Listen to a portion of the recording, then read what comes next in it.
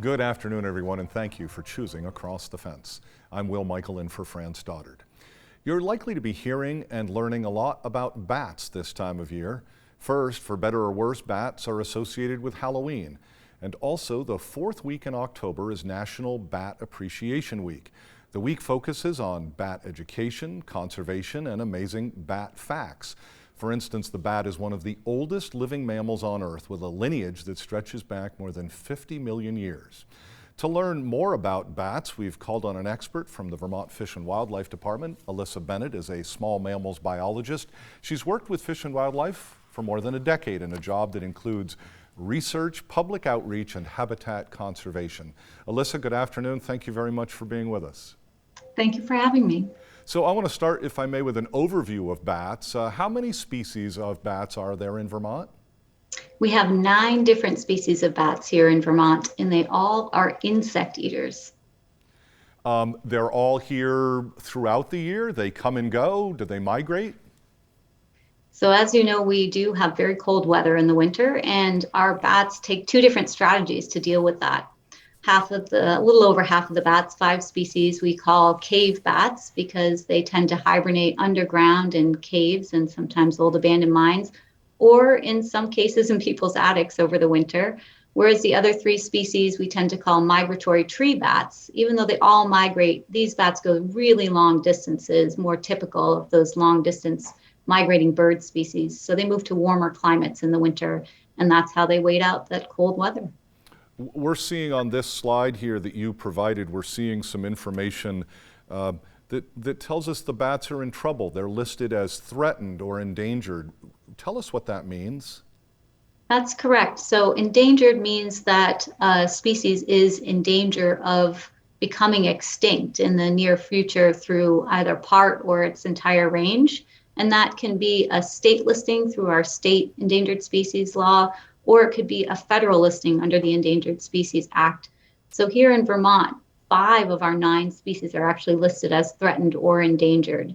And threatened in this case means that there's a good chance that because of some really substantial threats, they are in danger of becoming, endangered in the future.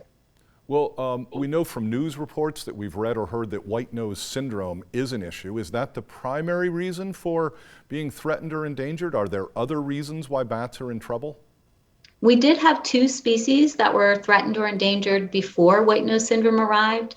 And those were due to things like human persecution. People were really terrified of bats. And in fact, there were stories of people setting entire caves or mines on fire and really killing large numbers of bats, and also just human disturbance from going into their hibernation areas in the winter. That was really true for the Indiana bat, but then since the 1960s when they were listed, we did a lot of great conservation things such as gating caves and mines where they concentrate in really high numbers and are vulnerable in the winter. And that species had been doing well until white nose syndrome. And then, as you mentioned, that's really the leading cause for those species being in trouble right now. And so now I think we assume, or again, we hear in the news reports, there is ongoing monitoring and testing. Is that right? That's correct. There are a number of great institutions, universities, and colleges that we collaborate with to look into potential treatments for this disease. It's caused by a fungus.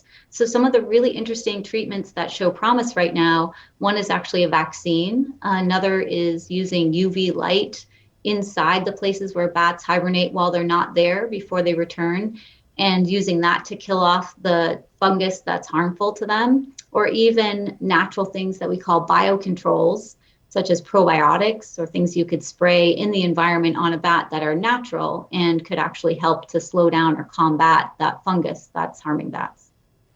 Alyssa, are these issues that you're mentioning here in Vermont and some of the struggles over the last several decades, are there similar problems around the country, or are we unique in this regard? There are. Unfortunately, this disease, white nose syndrome, has reached 38 states and 7 Canadian provinces now and has affected a dozen different bat species. So it is something that's very widespread at this point, and we expect it to reach the entire range of most of these bat species and affect new species as it spreads. But there are other threats such as habitat loss or conversion that we see as we as humans expand into spaces, and those are really considerations that are a concern range wide for a lot of these species as well. So you started out talking that we have 9 different species of bats in Vermont. Each one is a little bit different, but can you tell us about some of the common characteristics that bats have? Well, the first is that although worldwide there are over 1,200 different species of bats, and some of those are giant, like a megabat, and others are very, very tiny. In Vermont here, all our species are not that different in size and appearance. Many of them are smallish and brownish, and they have this really beautiful anatomy you can see in the photo where they have long fingers that their skin membrane is stretched across to fly on. So they're literally flying on their hands, which is a pretty incredible thing. But some of the things we have in common here in Vermont is all our bat species are actually eating insects. Another few patterns we see are those bats that hibernate in the winter. So 6 of our species hibernating in the winter. And all these bats do migrate some distance, whether it's 30 to 300 miles for our bats that stay in the Northeast and hibernate.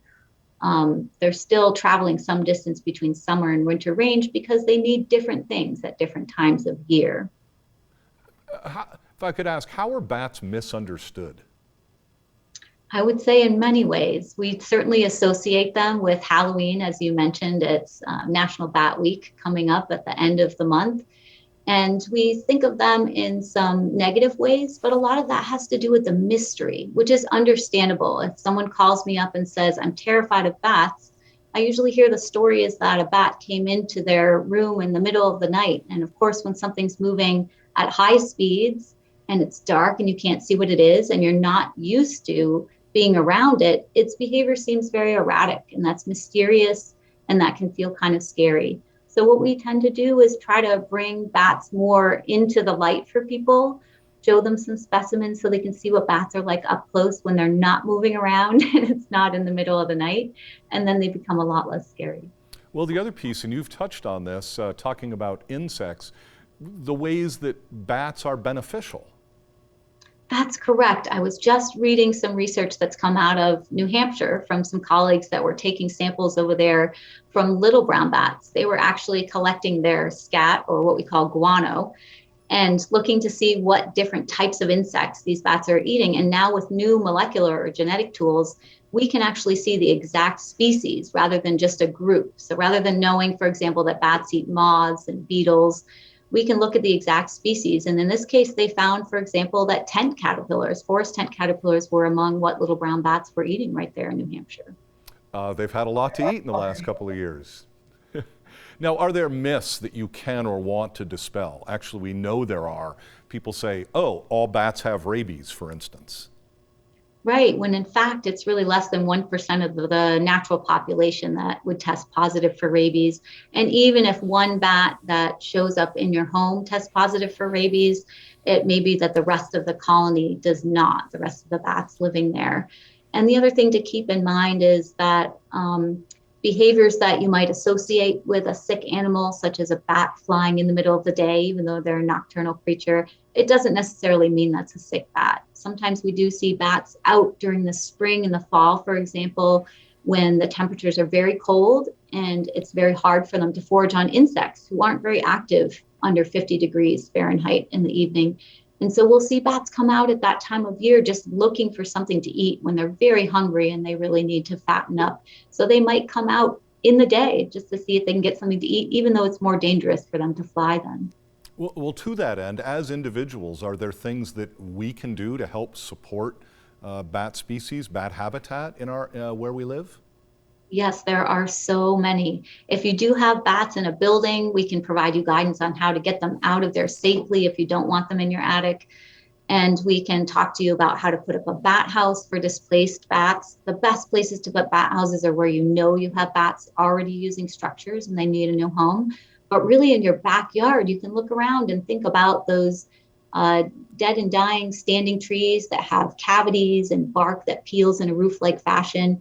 And those are fantastic habitat for bats, as well as a number of other wildlife species. So those are things that you can leave out in your forest as long as they're not in danger of falling on your house.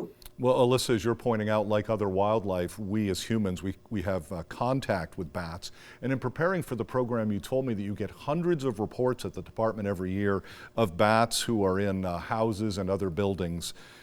These would be house bats, is that correct? Yes, we give it the term house bats. So primarily big brown and little brown bats that really prefer to roost in human-made structures over other things in the natural environment. And they can gather in really large groups, up to a couple hundred bats when it's the females getting together to raise their young. And that can certainly cause a concern for people. And we understand you might not want them in your home.